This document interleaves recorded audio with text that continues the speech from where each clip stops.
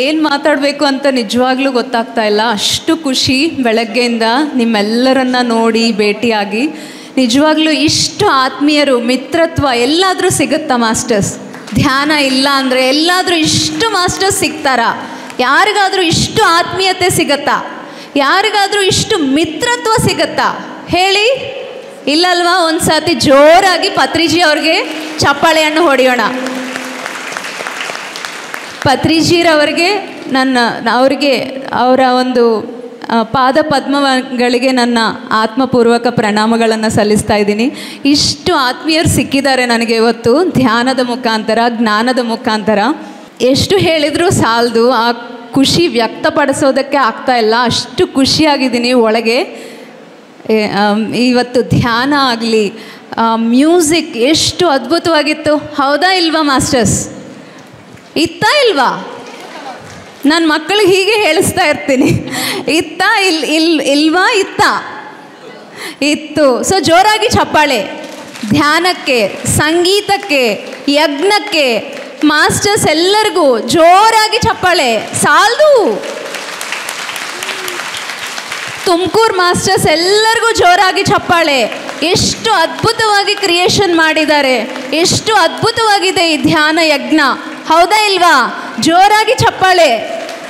Tumakuru masters ಎಲ್ಲರಿಗೂ ಕೂಡ, ಅಯ್ಯಪ್ಪ ಅವ್ರಿಗೂ, ಸೀನಿಯರ್ ಮಾಸ್ಟರ್ಸ್ ಎಲ್ಲರಿಗೂ ಕೂಡ ಎಂಥ ವಂಡರ್ಫುಲ್ ಕ್ರಿಯೇಷನಾ, ಹೌದಾ ಇಲ್ವಾ? ಹೌದಾ? ಎಸ್. ಇಂಥ ಕ್ರಿಯೇಷನ್ಸ್ ನಾವು ಇನ್ನಷ್ಟು ಮಾಡಬೇಕು, ಇನ್ನಷ್ಟು ಮಾಡ್ತಾ ಹೋಗಬೇಕು. ಪತ್ರಿಜಿ ಅವ್ರದ್ದು ಒಂದು ಪುಸ್ತಕ ಪತ್ರಿಜಿ ಉತ್ತರಗಳು ಅಂತ ಇದೆ. ಆ ಪುಸ್ತಕದಲ್ಲಿ ಪತ್ರಿಜಿ ಅವ್ರು ಹೇಳಿದ್ದಾರೆ, ಸರ್ ನಿಮ್ಮ ವಿಷನ್ ಏನು ಅಂದರೆ ಪ್ರಪಂಚದಲ್ಲಿ, ಇಡೀ ಪ್ರಪಂಚದಲ್ಲಿ ಎಲ್ಲರೂ ಒಂದೇ ಸಮ ಕೂತ್ಕೊಂಡು ಧ್ಯಾನ ಮಾಡಬೇಕು, ಅದೇ ನನ್ನ ವಿಷನ್ ಅಂತ. ನನಗೆ ಯಾವಾಗಲೂ ಅದೇ ತಿರುಗ್ತಾ ಇರುತ್ತೆ ನನ್ನ ಮೈಂಡಲ್ಲಿ, ಇನ್ನೊಂದು ಇರಲ್ಲ. ಪತ್ರಿಜಿ ಅವರ ಗಮನ, ಪತ್ರಿಜಿ ಅವರು ಹೇಳಿರೋ ಮಾತು, ಅವರಿಗೆ ಕೊಟ್ಟಿರುವ ಜ್ಞಾನ, ಅದ್ರ ಬಿಟ್ಟು ಇನ್ನು ನನಗೆ ಏನೂ ಇರಲ್ಲ ನನ್ನ ಮೈಂಡಲ್ಲಿ. ಸೊ ನಮ್ಮೆಲ್ಲರದು ಅದೇ ಮಾಡಿಸ್ಕೊಳ್ಳೋಣ, ಅದೇ ಒಂದು ಗಮನ ಇಡೋಣ, ಅದರ ಕಡೆನೇ ನಮ್ಮ ಗಮನ ಇಡೋಣ. ಸೊ ಈ ಒಂದು ದಾರಿಯಲ್ಲಿ ಹೋಗ್ತಾ ಇರುವಾಗ ಕೆಲವು ನಮಗೆ ಅಡ್ಡಿಗಳು ಬರ್ತಾ ಇರುತ್ತೆ. ಈ ಧ್ಯಾನ ಮಾರ್ಗದಲ್ಲಿ ಹೋಗ್ತಾ ಇರುವಾಗ ಅಷ್ಟು ಪತ್ರಿಜಿ ಅವ್ರ ಥರ ನಾವು ಪ್ಯೂರಾಗಿ ಆಗಬೇಕು ಅಂದ್ಕೊಳ್ತೀವಾ ಇಲ್ವಾ? ಆ ನಗು ನೋಡಿ ಎಷ್ಟು ಅದ್ಭುತವಾಗಿದೆ. ಅಂಥ ನಗು, ಅಂಥ ಪ್ಯೂರಿಟಿ ನಮಗೂ ಬೇಕಾ ಇಲ್ವಾ? ಎಷ್ಟು ಜನರಿಗೆ ಬೇಕು? ನನಗೂ ಬೇಕು ಅಲ್ವಾ? ಸೊ ಅಷ್ಟು ಪ್ಯೂರಿಟಿ ನಮಗೆ ಬೇಕು ಅಂದರೆ ಮಧ್ಯದಲ್ಲಿ ಬರೋ ಚಿಕ್ಕ ಚಿಕ್ಕ ಅಡಚಣೆಗಳು ಏನೋ ಗೊತ್ತಾ? ನಮ್ಮ ಒಂದು ಸೆಲ್ಫ್ ಇಮೇಜ್.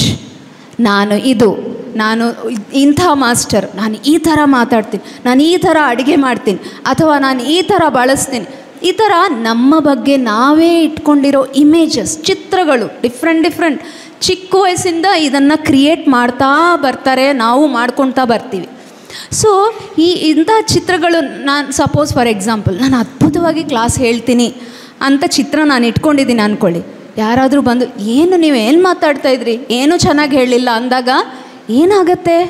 ತಕ್ಷಣ ನಾನು ಡೌನ್ ಆಗಿಬಿಡ್ತೀನಿ, ನನ್ನ ಒಂದು ಎನರ್ಜಿ ಲೋ ಆಗಿಬಿಡುತ್ತೆ, ನನ್ನ ಗಮನ ಎಲ್ಲ ಅಲ್ಲೇ ಹೋಗುತ್ತೆ. ಒಂದು ವಾರದ ಕಾಲ, 10 ದಿನಗಳು, 1 ವಾರ ಅಥವಾ 1 ತಿಂಗಳು, ನಾವು ಇನ್ನು ದುರ್ಯೋಧನ ಎಕ್ಸಾಂಪಲ್ ನೋಡಿದರೆ ಒಂದು ಮಹಾಭಾರತನೇ ಕ್ರಿಯೇಟ್ ಆಯಿತು ಅಲ್ವಾ? ಕೇವಲ ದ್ರೌಪದಿ ನಕ್ಕಿರೋದಕ್ಕೆ, ಅವ್ರು ಬಿದ್ದಿದ್ರು ನಕ್ಕಿರೋದಕ್ಕೆ ಅವರು ಮಹಾಭಾರತ ಯುದ್ಧ ಕ್ರಿಯೇಟ್ ಆಯಿತು. ಸೊ ಇಲ್ಲಿ ಏನಾಯಿತು? ಅವರ ಒಂದು ಸೆಲ್ಫ್ ಇಮೇಜ್, ನಾನು ತುಂಬ ಗ್ರೇಟ್, ನನ್ನನ್ನು ಹೊಗಳಬೇಕು, ನಾನು ಯಾವಾಗ ಈ ಇಮೇಜಸ್ ನಾವು ಇಟ್ಕೊಳ್ತೀವೋ ಅದು ಎಲ್ಲಿ ಫುಲ್ಫಿಲ್ ಆಗೋದಿಲ್ಲವೋ ಅಲ್ಲಿ ನಮಗೆ ದುಃಖ ಬರುತ್ತೆ, ನೋವು ಬರುತ್ತೆ, ಬಾಧೆ ಬರುತ್ತೆ ಎಲ್ಲ. ಸೊ ನಾವು ತೆಗಿಬೇಕಾಗಿರೋದು ಸಿಂಪಲ್, ಧ್ಯಾನದ ಮುಖಾಂತರ ಈ ಸೆಲ್ಫ್ ಇಮೇಜಸ್ನ ತೆಗಿಬೇಕು. ನಾವು ಏನೂ ಅಲ್ಲ, ಪ್ಯೂರ್ ಕಾನ್ಷಿಯಸ್ನೆಸ್. ನಾವು ಪತ್ರಿಜಿ ಅವ್ರ ಥರ ಆಗಬೇಕು ಅಂದರೆ ಇವೆಲ್ಲ ತೆಗೆದುಬಿಡಬೇಕು. ನಾವೊಂದು ಪ್ಯೂರ್ ಕಾನ್ಷಿಯಸ್ನೆಸ್ ಅಷ್ಟೇನೇನೂ ಇಲ್ಲ.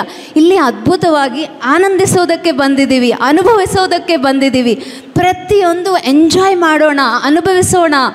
ಪ್ರತಿಯೊಂದು ಫೀಲಿಂಗ್ ಅದ್ಭುತ, ಹೌದಾ ಇಲ್ವಾ? ಟೀ ಕುಡಿತಾ ಇದ್ರಿ, ಇವತ್ತು ಸ್ವೀಟ್ ಇಟ್ಟಿದ್ದಾರೆ, ಎಷ್ಟು ಟೇಸ್ಟಿಯಾಗಿದೆ, ಹೌದಾ ಇಲ್ವಾ? ಸುಮ್ಮನೆ ಹಿಂಗೆ ತಿಂದುಬಿಟ್ರೆ ಏನಾದರೂ ಅನುಭವ ಬರುತ್ತಾ, ಅನುಭೂತಿ ಬರುತ್ತಾ? ಇಲ್ಲ. ನಾವು ಈ ಭೂಮಿಗೆ ಬಂದಿರೋದು ಅನುಭೂತಿ ತಗೊಳ್ಳೋದಕ್ಕೆ, ಎಂಜಾಯ್ ಮಾಡೋದಕ್ಕೆ, ಪ್ರತಿಯೊಂದು ಕ್ಷಣ ಎಂಜಾಯ್ ಮಾಡಬೇಕು.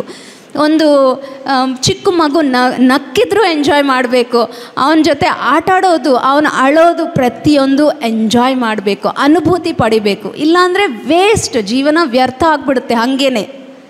ಸೊ ಈ ಒಂದು ದಾರಿಯಲ್ಲಿ ಇದೆಲ್ಲ ಬರ್ತಾ ಇರುತ್ತೆ. ಬಟ್ ಅದನ್ನು ಪಕ್ಕಕ್ಕಿಟ್ಬಿಟ್ಟು ನಮ್ಮ ಗಮನ ಕೇವಲ ಪತ್ರಿಜಿಯವ್ರು ಕೊಟ್ಟಿರೋ ನಮ್ಮ ವಿಷನ್, ಎಲ್ಲರಿಗೂ ಧ್ಯಾನ ಹೋಗಬೇಕು, ಎಲ್ಲರೂ ಕೂರು ಒಂದೇ ಸತಿ ಧ್ಯಾನ ಮಾಡಬೇಕು. ಇದನ್ನು ಇಟ್ಕೊಂಡು ಎಂಜಾಯ್ ಮಾಡ್ಕೊಳ್ತಾ ನಾವು ನಮ್ಮ ಅನುಭವಗಳನ್ನು ಪಡಿತಾ ಎಲ್ಲರಿಗೂ ಹೇಳ್ತಾ ಹೋಗೋಣ ಮಾಸ್ಟರ್ಸ್. ಇಷ್ಟೇ ಸಿಂಪಲ್ ಅಲ್ವಾ? Yes, thank you so much. ತುಂಬ ಎಂಜಾಯ್ ಮಾಡಿದ್ದೀನಿ. ತುಮಕೂರು ಮಾಸ್ಟರ್ಸ್ಗೂ, ಅಯ್ಯಪ್ಪ ಅವ್ರಿಗೂ, ಎಲ್ಲ ಮಾಸ್ಟರ್ಸ್ಗೂ ಹೃತ್ಪೂರ್ವಕ ಧನ್ಯವಾದಗಳು. ಮತ್ತೊಮ್ಮೆ ಪತ್ರಿಜಿ ಅವ್ರಿಗೆ ಜೋರಾಗಿ ಚಪ್ಪಾಳೆ.